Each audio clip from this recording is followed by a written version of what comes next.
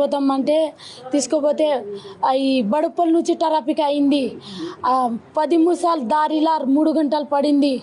3 గంటలు పడింది. అసలు మా ఆయన దిగి, మా మరిది అక్కడ ఉంది, నేను పేషెంట్ పట్టుకున్నా. మా ఆయన దిగి బండి జరుపు అసలు రివర్స్ వస్తుంది. అసలు ఎవరు దారి ఇస్తలేదు, ఏమి ఇస్తలేదు.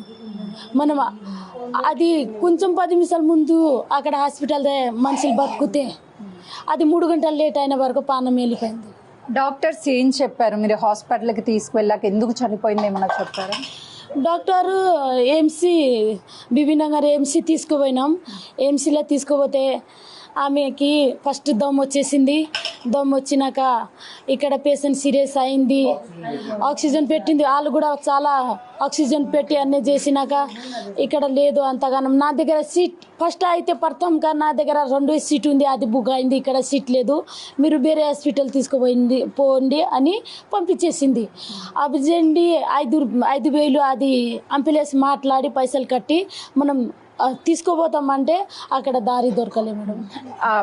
అంటే 3 గంటలు మీరు దాదాపు దారిలోనే ఉన్నారు కాబట్టి ఆక్సిజన్ అప్పటికే అంబులెన్స్లో ఉందా? ఆక్సిజన్ కూడా అయిపోయిందా?